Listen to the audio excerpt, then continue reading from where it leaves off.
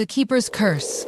Sometimes, the places we call home hide shadows that cling to us, refusing to let go. Have you ever walked into a room and felt it breathe? Felt eyes on you when no one's there? What if the people you trust most, the ones you're bound by love or blood, were hiding a secret so dark it could swallow you whole? A whisper in the night that knows your name. A ritual that demands more than you can give. What would you do if you realized the life you're building is built on a lie?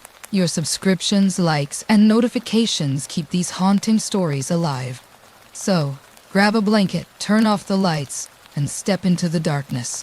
This story came to me while I was browsing obscure, true crime blogs, looking for cases that felt unfinished, unexplained. I stumbled across a news snippet about a shooting at Fort Stewart, Georgia, where 5 soldiers were injured and a sergeant was taken into custody. The details were sparse, but the comments section was alive with whispers about a nearby abandoned hotel, once a grand seaside resort, now a place locals avoided. One user, claiming to have worked there as a night receptionist, mentioned strange rituals and disappearances tied to the hotel's past. I reached out, and after weeks of hesitant messages, they shared their story. This is their account, in their own words, and it's left me questioning what lies beneath the surface of ordinary places.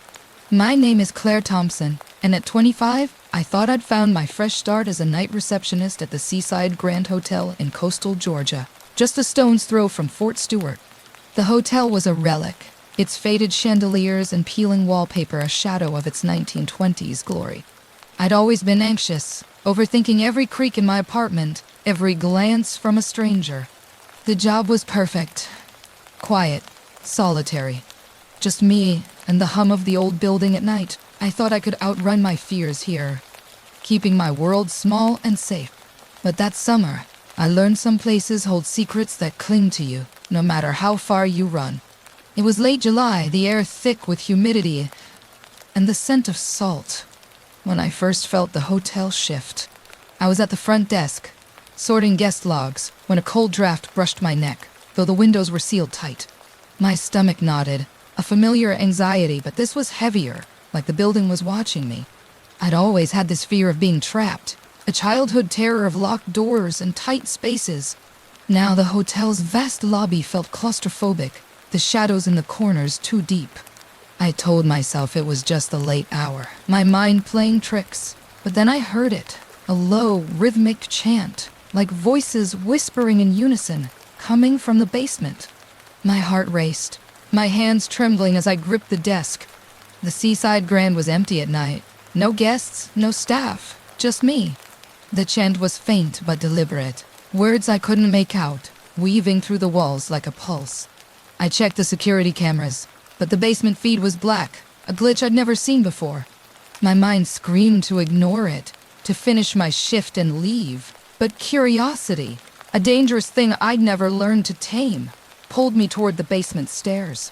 My flashlight beam shook as I descended, the air growing colder, thicker, smelling of damp stone, and something metallic, like blood.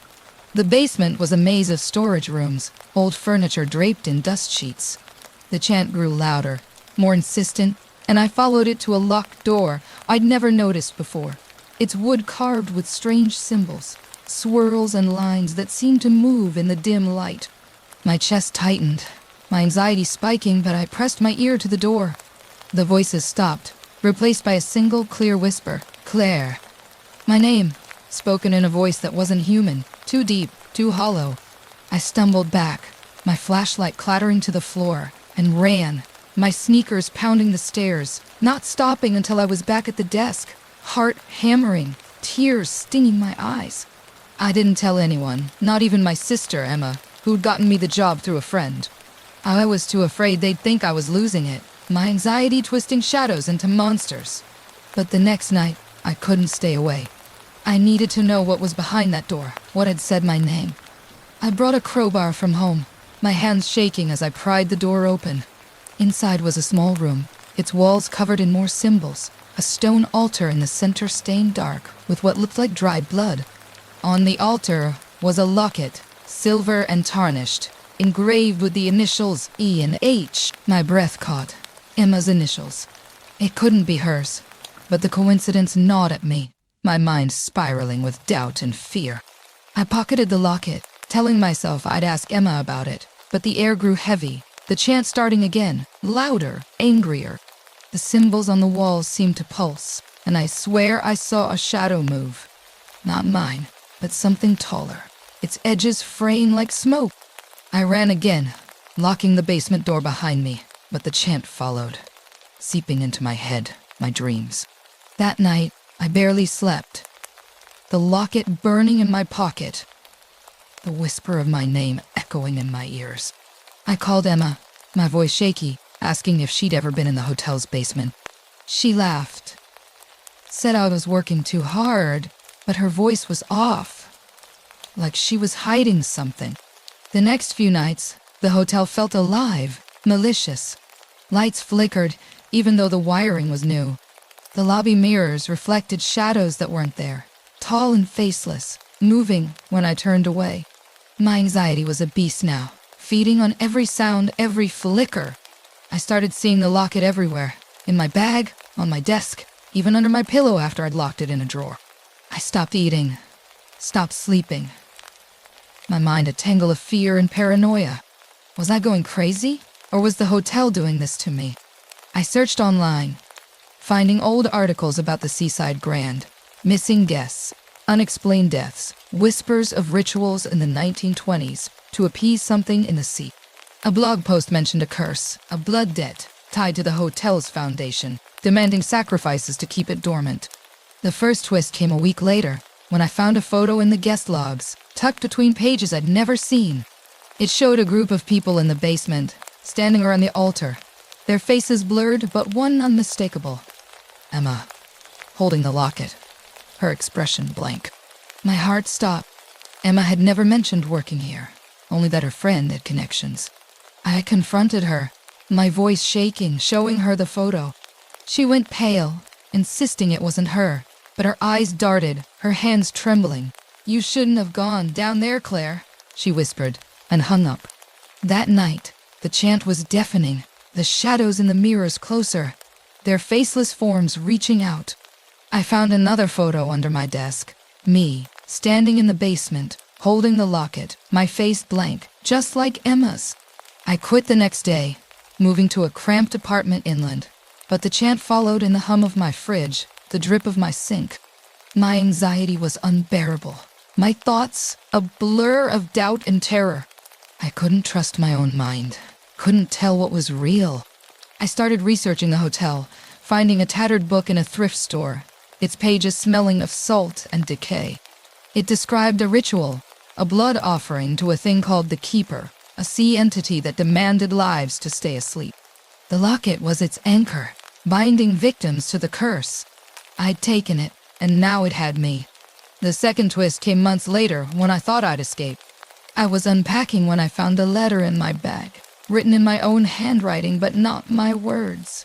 "Return it, or you're next." That night, I dreamed of the basement, the altar, and Emma, her face blurring into mine, whispering, "You were always part of it." I woke to find the locket on my nightstand, its chain wrapped around my wrist. I screamed, tearing it off, but my skin was marked, symbols like those on the basement walls etched into my arm. I drove to the hotel, desperate to end it, but the building was gone. Burned down in a fire no one could explain, the lot empty except for a single stone, pulsing with that same chant. I'm somewhere else now, far from the coast, but the chant is everywhere, in the wind, the rain, my own heartbeat. Shadows move in my mirrors, faceless, waiting. I've hidden the locket, but it finds me always.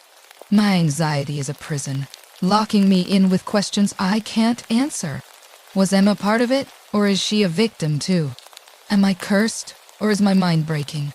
I'm telling you this because I need someone to know, someone to believe me.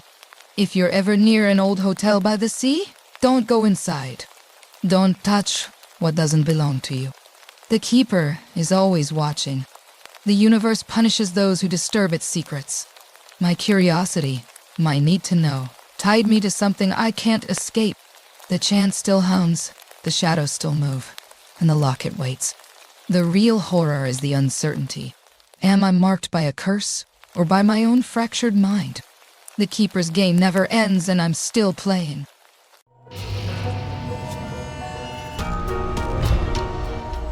A crystal ball. Have you ever wondered what you'd do if you could see tomorrow's newspaper today? What if you knew exactly which stocks would rise, which horses would win, which lottery numbers would hit? It sounds like a dream, doesn't it? But what if I told you that some dreams are actually nightmares in disguise? What if I told you that getting everything you ever wanted might be the worst thing that could happen to you? My name is David, and I'm about to tell you a story that will make you think twice before wishing for anything. Because sometimes, the universe has a twisted sense of humor when it comes to granting wishes. A year ago, I was nobody. Just another face in the crowd, drowning in debt, living paycheck to paycheck in my cramped studio apartment in downtown Portland. I had exactly $847 in my checking account, 3 maxed-out credit cards, and a stack of overdue bills that kept me awake at night. My girlfriend Emma had left me 2 months prior, taking with her not just my heart, but also her half of the rent money. I was desperate, broken, and ran out of options. That's when I decided to swallow my pride and ask my old college roommate Marcus for a loan. We'd been close once, but success had driven a wedge between us. While I was struggling to make ends meet, Marcus had become a successful real estate developer with a house in the hills and a BMW in the driveway. I'll never forget that rainy Tuesday evening when I knocked on his door. The look of pity in his eyes when he saw me standing there, soaked and desperate, still haunts me. But what haunts me more is what he said next.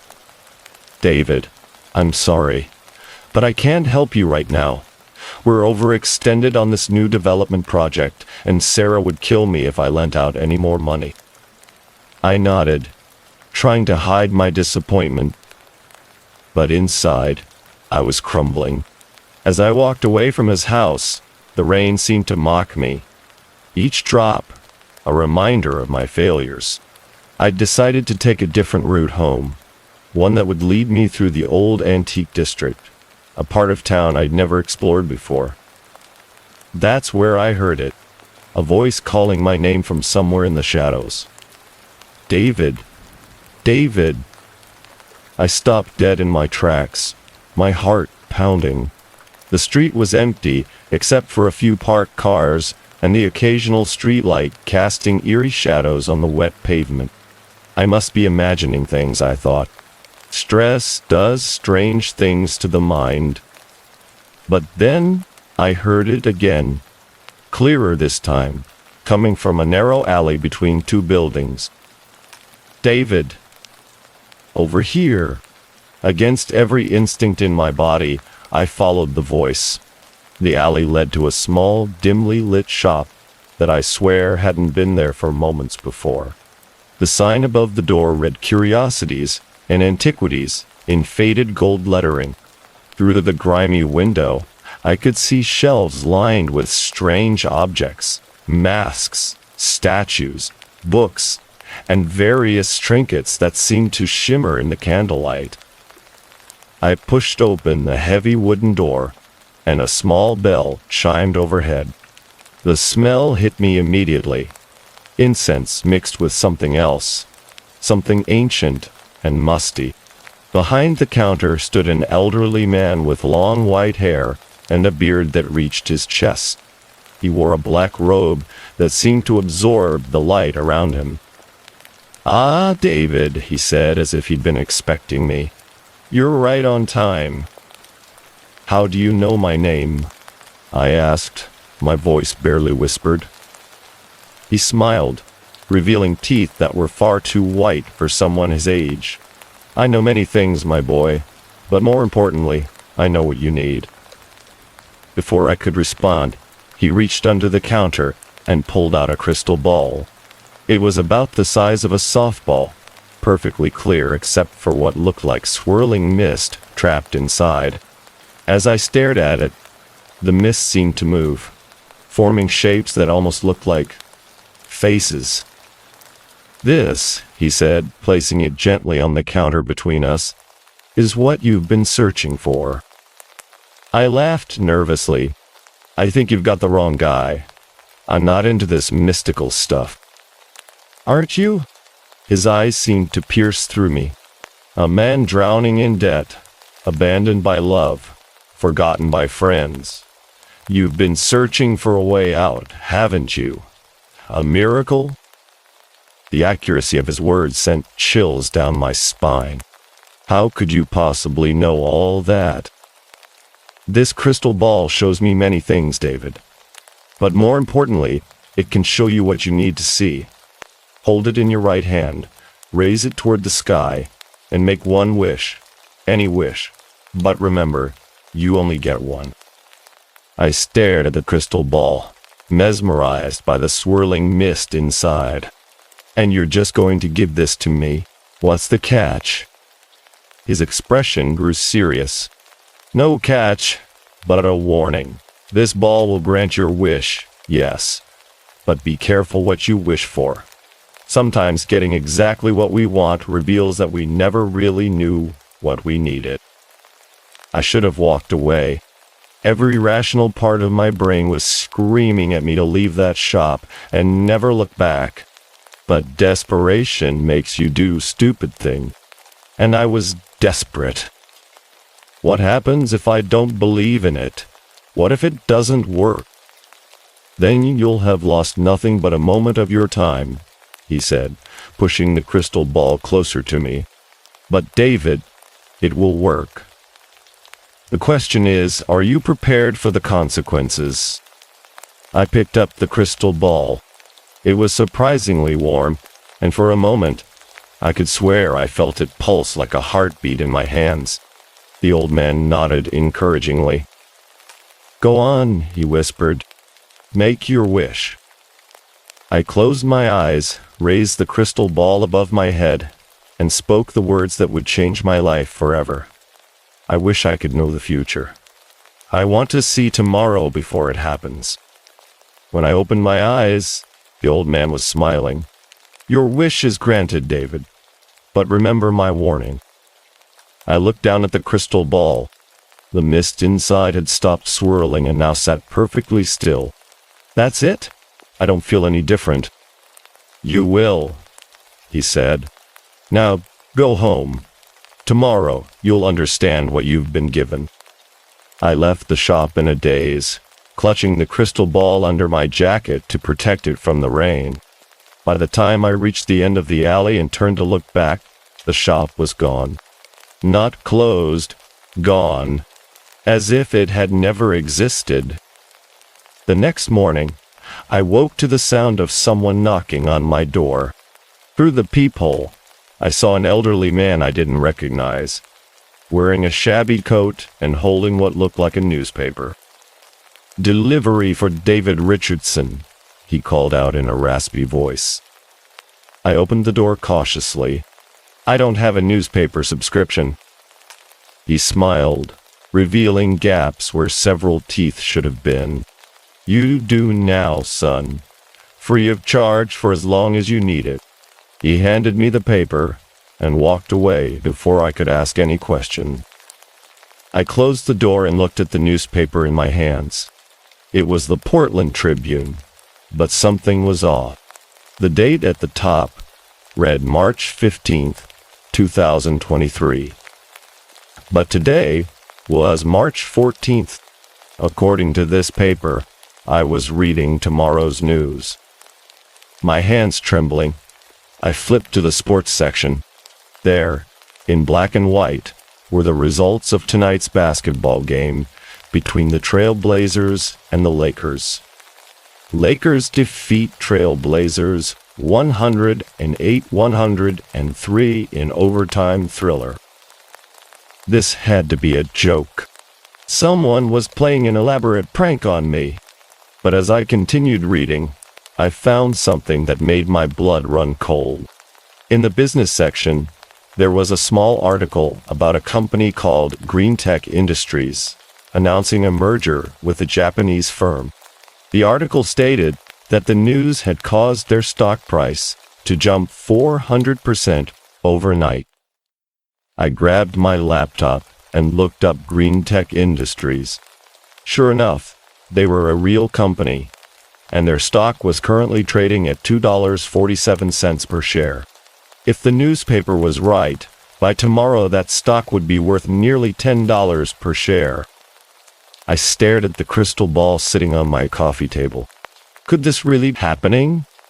That evening, I sat in front of my TV, watching the Trailblazers versus Lakers game with sweaty palms. The game was close, just as the newspaper had predicted. In the fourth quarter, the Trailblazers managed to tie it up, sending the game into overtime. My heart was pounding as I watched the final seconds tick away. When the Lakers scored the winning basket, making the final score 108-103, I nearly fainted. The newspaper had been right. The next morning, the same mysterious delivery man appeared at my door with another paper, this time dated March 16th. I didn't even hesitate.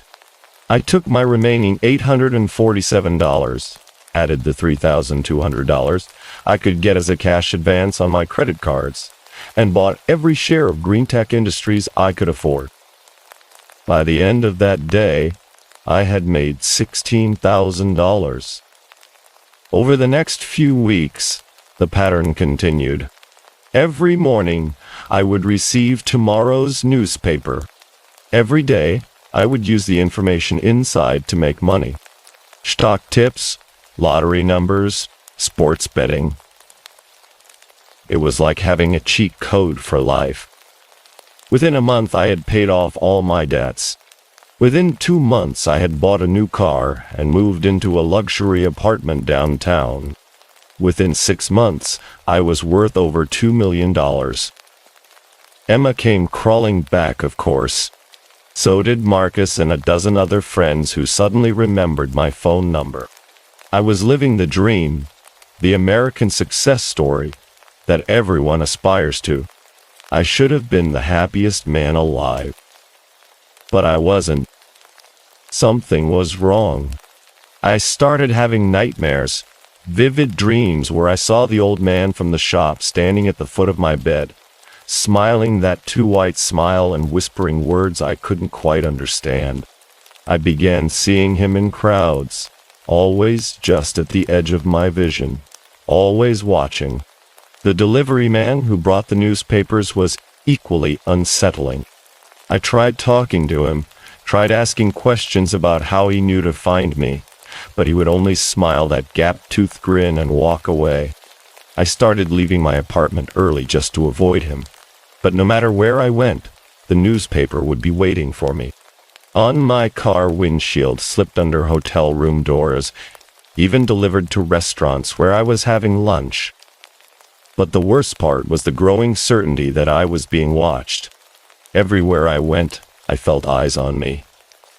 I installed security cameras in my apartment, hired a private investigator to look into the newspaper deliveries, even considered moving to another city.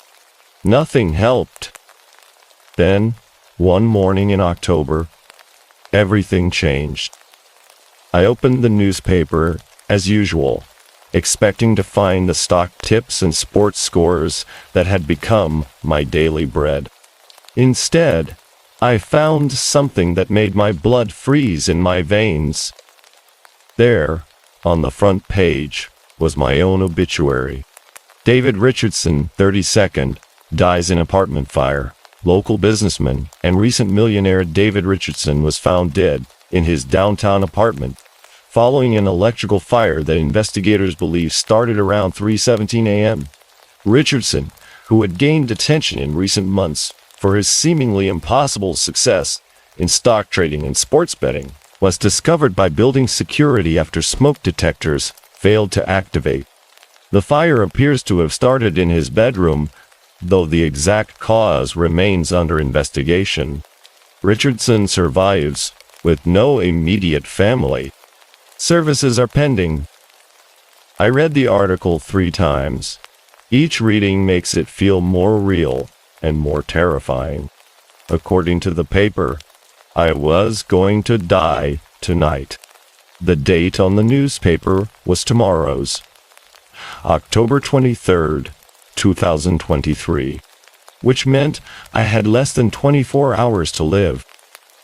My first instinct was to run. I threw some clothes in a suitcase and drove straight to the airport, buying a ticket to the first flight leaving Portland. If I wasn't in my apartment, the fire couldn't have happened, right? But even as I sat in the departure lounge, something nagged at me.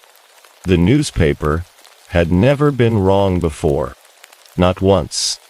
Every prediction, every score, every stock tip had been absolutely accurate. If it said I was going to die in a fire in my apartment, then somehow, someway, that's what was going to happen. I looked at my watch, 11:47 p.m. In less than 4 hours, according to the newspaper, I would be dead. That's when I made the decision that would haunt me for the rest of my life. I had to go back. I had to find that shop, find the old man, and demand that he take back his cursed gift. Maybe he could undo the wish. Maybe there was still time. I caught the last flight back to Portland and drove straight to the antique district. It was nearly 2 a.m. when I arrived, and the streets were empty, except for a few homeless people and late-night wanderers. I searched every alley, every side street, looking for any sign of the shop where this nightmare had begun. And then I found it. The shop was exactly where I remembered it, tucked between 2 other buildings, as if it had always been there. The same faded sign, the same grimy windows, the same heavy wooden door. I pushed inside, and the bell chimed just as it had before. The old man was behind the counter, as if he'd been waiting for me. "Ah, David," he said without looking up from an old leather-bound book he was reading. "Right on time, as always." "You have to take it back," I said, my voice cracking with desperation. "The wish? The crystal ball? All of it? I don't want it anymore." He looked up at me with those piercing eyes. "I warned you, didn't I? I told you that getting what you wanted might not be what you needed. Please," I begged. "I'll give back the money. All of it. I'll do anything. Just please, don't let me die tonight."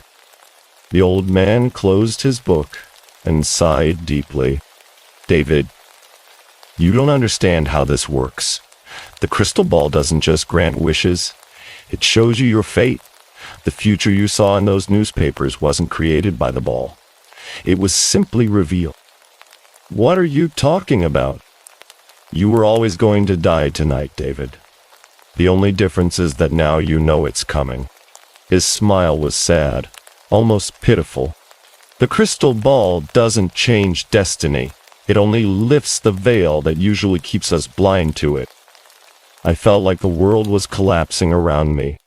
But the money, the success, the stock tips, all real, all things that were going to happen anyway. You just got to see them a day early. He leaned forward. "Did you really think the universe would just give you wealth and success without a price? Then why?" I screamed. "Why show me the future if I can't change it?" "Because knowledge is power, David.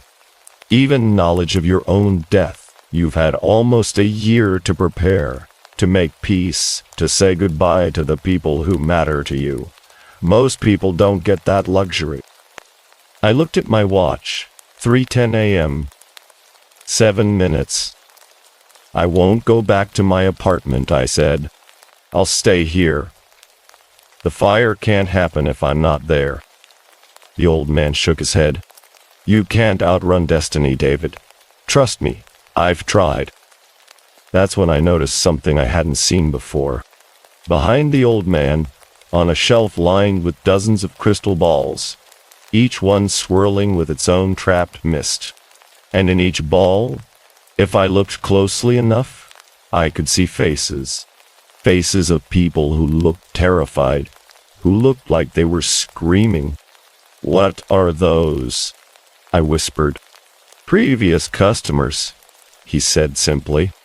"People who, like you, thought they could cheat fate. They learned, as you're learning now, that some prices are too high to pay." I backed toward the door, but it wouldn't budge. The handle turned, but the door remained sealed shut. "Let me go," I pleaded. "You can go, David, but it won't matter. At 317, no matter where you are, no matter what you're doing, your fate will find you." I looked at my watch again. 3:16 a.m. "Time's up," the old man said softly. That's when I smelled it. Smoke. I spun around and saw flames spreading across the floor of the shop, moving toward me with impossible speed. The fire seemed alive, purposeful, reaching for me with fingers of orange and red. I ran toward the back of the shop, but everywhere I turned, the flames followed. "Why?" I screamed over the roar of the fire. "Why me?" The old man's voice seemed to come from everywhere and nowhere at once, because you wished for it, David. You wanted to see the future, and the future wanted to see you. The last thing I remember is the crystal ball on the counter beginning to glow, the mist inside swirling faster and faster, until I could see my own face trapped within it, mouth open, in a silent scream. Now you might be wondering how I could tell you this story if I died that night. That's a fair question, and one I wish I could answer. All I know is that I'm still here, in this shop, watching through the crystal balls as new customers come and go. I've seen dozens of them over the years, all desperate, all broken, all convinced that they could handle whatever price the future demands. And sometimes, late at night when the shop is quiet, I can hear them. All of us, trapped in our crystal prisons, trying to warn the next person who walks through that door. But they never listen. They never do.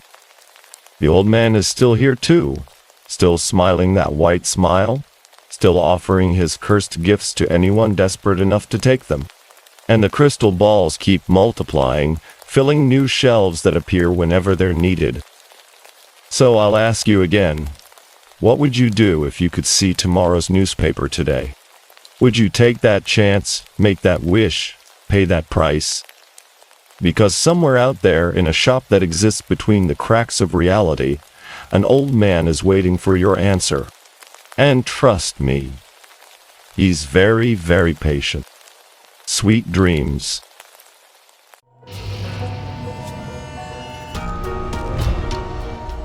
The Graveyard Keeper's Last Call.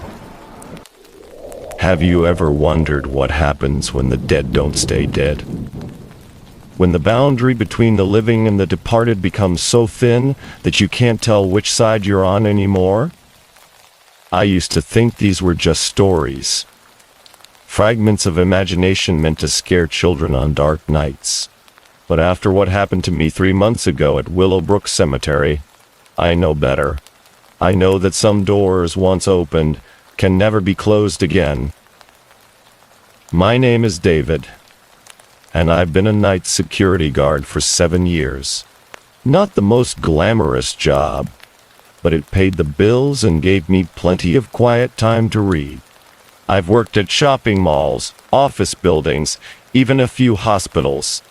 But nothing prepared me for my assignment at Willowbrook Cemetery, a sprawling Victorian graveyard on the outskirts of Portland, Oregon.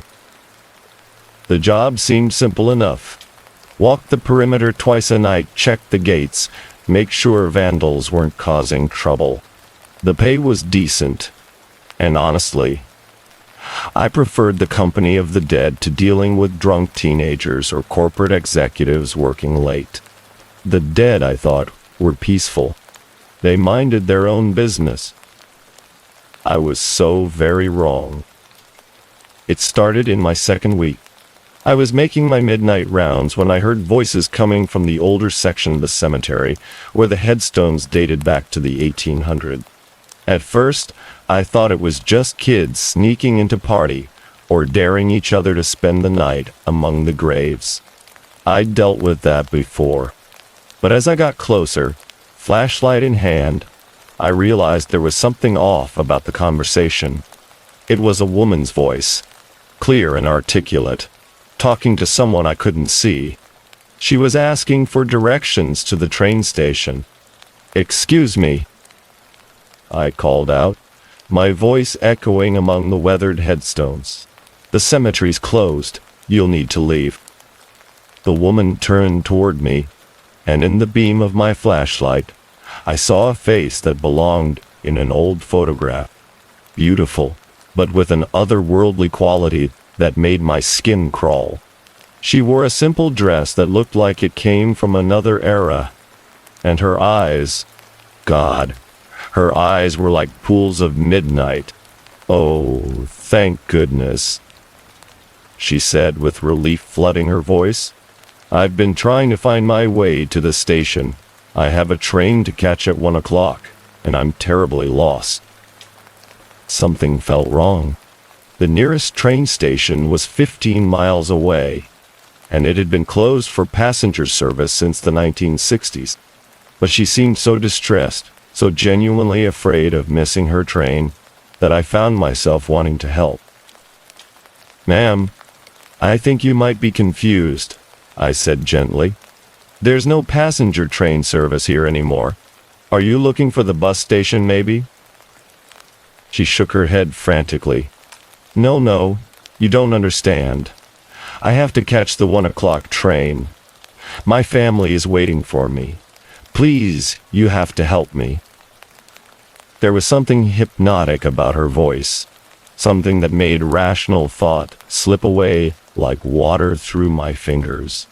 Against every instinct screaming in my head, I found myself nodding.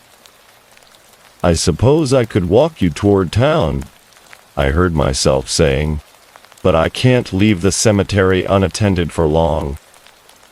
Her face lit up with gratitude. "Oh, thank you. You're so kind. Most people wouldn't help a stranger, especially not at night." As we walked through the cemetery toward the main gate, she told me about herself. Her name was Eleanor, she said, and she was from a small town upstate. She'd come to Portland for a job interview, but things hadn't gone well, and now she just wanted to get home to her mother and younger sister.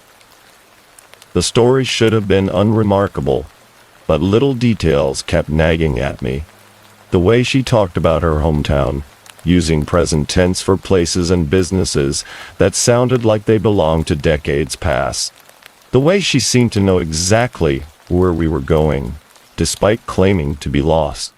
And most disturbing of all, the way our footsteps echoed differently. Mine solid and real on the gravel path. Hers somehow softer, almost muffled. But every time doubt crept into my mind, she would turn to me with those dark eyes and smile, and my concerns would evaporate like morning mist. "You're very brave," she said, as we approached the cemetery gates. "Most people are afraid of graveyards at night. They think they're haunted." I laughed, trying to sound more confident than I felt. "I don't believe in ghosts. The dead are dead. They can't hurt anyone." "Is that what you think?" Her voice had changed, becoming softer, more intimate. "That the dead have no power over the living?" Before I could answer, we reached the gate, and I realized with growing horror that it was locked. The heavy chain and padlock that secured it each night was exactly as I'd left it hours earlier. But that was impossible. She'd had to come through this gate to get inside the cemetery. "How did you get in here?"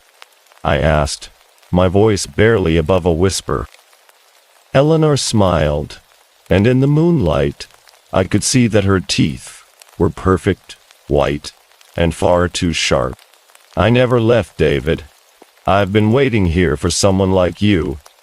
someone kind enough to listen, brave enough to help.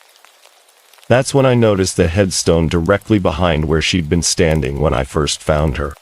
The inscription was weathered, but still readable. Eleanor Marie Blackwood, 1923 to 1945. Beloved daughter and sister. My blood turned to ice. This is impossible. You can't be dead? She laughed, a sound like wind chimes in a storm. Death is such a limiting concept, don't you think? I prefer to think of myself as displaced. I tried to run, but my legs felt like lead. The rational part of my mind was screaming that this was all a hallucination, a stress-induced breakdown from working too many night shifts. But deep down, I knew the truth. I was talking to a ghost, and she had been manipulating me from the moment we met. You see, Eleanor continued, circling me slowly like a predator sizing up prey. I died here 78 years ago. A man, a security guard. Actually, just like you. Attacked me when I was taking a shortcut through the cemetery late one night. He robbed me, assaulted me, and left me to die among these graves. The temperature around us seemed to drop 10 degrees. Frost began forming on the nearby headstones, and my breath came out in visible puffs. I've been waiting so long for someone to help me, she whispered, now standing directly in front of me. Someone understands my pain, my loneliness. Someone to join me. That's when I saw them. Other figures emerging from behind headstones throughout the cemetery. Men and women in clothing from different eras. All with that same otherworldly quality. All staring at me with hungry, desperate eyes. They're all like me, Eleanor explained. Victims of violence, of cruelty, of simple human indifference. They died here, or their bodies were brought here, and now they wait. We all wait. What do you want from me? I managed to ask, though my voice came out as barely a croak. I want you to stay, she said simply. I want you to understand what it's like to be forgotten, to be abandoned, to cry out for help and have no one listen. The other spirits began moving closer, forming a circle around us. I could see the wounds that had killed them. A woman with a rope burns around her neck, a man with a crushed skull, a child with bruises covering her small arms. This isn't real, I said, more to convince myself than her. This is just stress, or exhaustion, or maybe I hit my head. Is it? Eleanor asked, tilting her head with mock concern. Tell me, David, when was the last time you checked your watch? I looked down at my wrist, and the digital display showed 3:17 a.m. But that was impossible. It had been just past midnight when I'd started my rounds, and this conversation couldn't have lasted more than 20 or 30 minutes. Time moves differently when you're with us, Eleanor explained. Hours can feel like minutes, or minutes can stretch into eternity. It depends on how much fight you have left.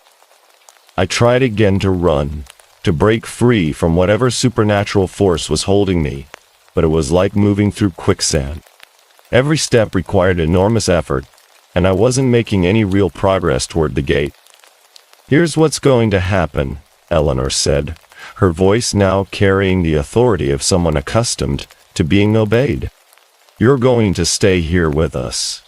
You're going to experience what it's like to be truly alone, to call out for help and have no one answer. And eventually, when your strength is gone and your hope is dead, you'll become one of us. But I haven't done anything to you, I protested. I was trying to help. Were you? Her eyes flashed with anger. Or were you hoping for something else? A lonely woman, grateful for your assistance, perhaps grateful enough to show her appreciation? The accusation hit me like a physical blow because there was a grain of truth in it. When I'd first seen Eleanor, there had been a moment, just a moment, when I'd noticed her beauty, when I'd wondered if helping her might lead to something more than just good citizenship. "I thought so," she said, reading my expression. "Men always reveal their true nature eventually. That's why you're perfect for this. You deserve to understand what it feels like to be powerless." The circle of spirits tightened around us. I could feel their cold presence pressing against my skin like ice water. My vision began to blur, and I felt my strength ebbing away as if it were being drained directly from my body. But then something unexpected happened. My radio crackled to life. "Unit 7. This is dispatch. David, are you there? We've got a possible break-in at the north entrance."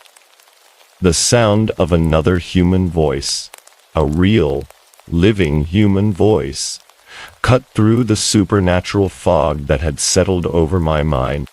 For a moment the spirits flickered like a bad television signal, and Eleanor's perfect features wavered. "That's not possible," she hissed. "No one else is scheduled tonight." But I knew that voice. It was Sarah, the dispatcher who worked the overnight shift. We'd chatted dozens of times over the radio during my rounds. She was real, and she was trying to reach me. I grabbed my radio with hands that felt like they belonged to someone else. "Sarah, this is David. I need backup at the main cemetery gates. Emergency." The spirits recoiled, as if my words had physical force. Eleanor's beautiful face contorted with rage. "You can't leave," she screamed. "Not when you're so close to understanding."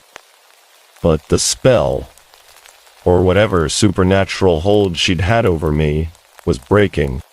I could feel sensation returning to my legs, could think more clearly than I had since this nightmare began.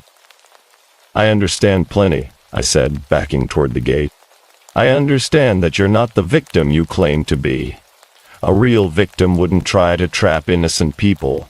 A real victim would want justice, not revenge." Eleanor's form began to shift and blur, revealing something far more monstrous beneath the beautiful facade. "You don't know what you're talking about. You don't know what it's like." "Maybe not," I admitted. "But I know the difference between right and wrong. And what you're doing here is wrong." The other spirits were fading now, losing cohesion, as my belief in their reality wavered. But Eleanor fought to maintain her hold on the physical world. "This isn't over," she promised, her voice echoing from a dozen directions at once. "I'll be waiting for you, David. Every night. In every shadow. In every moment when you're alone. You'll never be free of me." Then she was gone, and I was standing alone in the cemetery, shivering in the pre-dawn cold.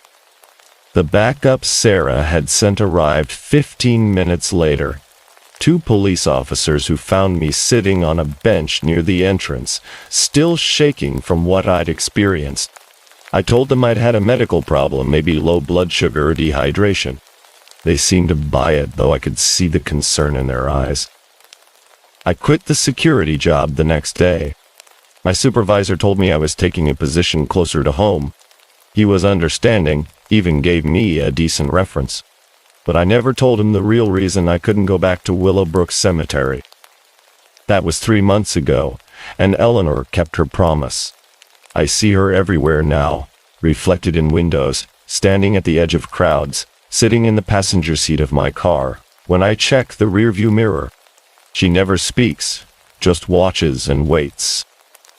I've tried to research her story, to find some record of Eleanor Marie Blackwood, and what really happened to her in 1945. But there's nothing. No death certificate, no newspaper articles, no police reports. It's as if she never existed at all. which makes me wonder, was any of it real? Or is my mind so fractured by guilt and loneliness that I created her entirely? Was she a manifestation of my own fears and self-loathing? A psychological defense mechanism gone horribly wrong? I honestly don't know anymore. The line between reality and delusion has become so blurred that I can't tell which side I'm on. Maybe that was her plan all along, not to kill me or trap me, but to drive me slowly insane with doubt. The worst part is the questions that keep me awake at night. If Eleanor wasn't real, then who was I talking to in that cemetery? If she was real, then what does that say about the nature of death and the afterlife? And if I'm losing my mind, how can I trust anything I remember about that night? I still work security, but only day shifts now, only in places with plenty of people around. I've stopped taking shortcuts through quiet places. I don't help strangers after dark anymore, no matter how lost or desperate they seem. Because I've learned that the most terrifying monsters aren't the ones hiding under your bed or lurking in dark alleys. They're the ones that live inside your own mind, the ones that make you question everything you thought you knew about reality. Sometimes late at night when sleep refuses to come, I wonder if Eleanor is still out there in Willowbrook Cemetery, waiting for the next lonely security guard to make his rounds. I wonder if she's found someone else to manipulate and torment. And sometimes, God help me, I wonder if I should go back and warn them. But I know I never will, because deep down in the part of my soul that Eleanor touched with her cold fingers, I'm afraid of what I might find there. I'm afraid I might discover that she was real all along. Or worse, that she never left.